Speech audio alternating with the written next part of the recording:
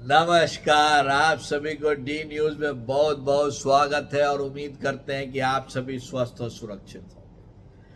आज मैं आपको राजनीतिक रूप से एक ट्रांजिशन का एक ऐसा उदाहरण दूंगा कि आपको लगेगा कि भारतीय राजनीति का एक नया दौर की सुगबुगाहट है। जेडीयू जो बिहार में बीजेपी के साथ आने पर सबसे कमजोर पार्टी के रूप में देखी जा रही थी, वो लोकसभा चुनाव में बिहार में सबसे ज्यादा सीट जीतने वाली पार्टी बन गई। लेकिन वहां का एक संसदीय क्षेत्र है सीतामढ़ी, जहां से देवेंद्र चंद्र ठाकुर पहली बार सांसद बने। आप सभी को पता ही होगा कि बिहार की जो राजनीति है ना, वो राजनीति नहीं है, वो कास्ट समीकरण है। और ये कास्ट समीकरण आज से नहीं है, युग युगांतर से है और शायद युग युगांतर तक रहेगा।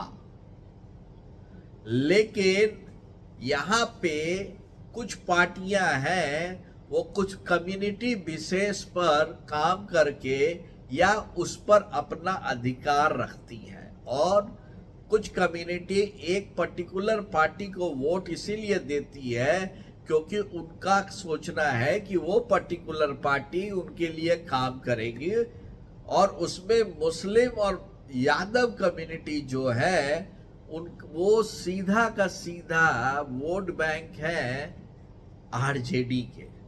लालू प्रसाद यादव जी ने 90s से मेहनत की है इन कम्युनिटी के पीछे अपना वोट बैंक बनाने में।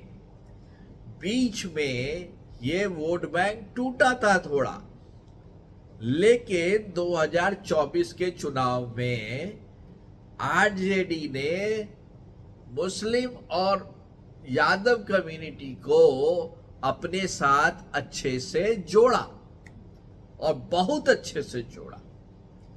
और इसका पहला असर सीतामढ़ी के चुनाव में दिखा, जहां देवेंद्र चंद्र ठाकुर जो है, उनको इन दोनों कम्युनिटी में से बहुत कम वोट मिले। वो ऐसे सीतामढ़ी जो है वो बेसिकली ओबीसी डोमिनेटेड एरिया है, लेकिन वहां पर मुस्लिम एंड यादव के भी बहुत ज्यादा मतदाता है। और उसमें जेडीयू के नेता ने खुलकर ये बोला, वोट दो, काम कराओ। और ये जो स्टेटमेंट है, ये शायद आगे चल के भारतीय राजनीति की रूपरेखा बदल देगा। उन्होंने कहा कि आपको यदि मेरे से काम कराना है तो मैं नहीं करूंगा, मैं अपने क्षेत्र में काम करूंगा, इन पर्टिकुलर आपके लिए नहीं करूंगा। ये ऐसे एक डेरोगेटरी स्टेटमेंट है और मैं इसका समर्थन नहीं करता। मेरे अनुसार सारी जाति प्रजाति सब कोई बराबर होना चाहिए एक सांसद के लिए। बट ऐसे विश्लेषक मैं ये बोल रहा हूं कि उन्होंने बोला मैं उसी की सहायता करूंगा जो मेरे को वोट दिया है।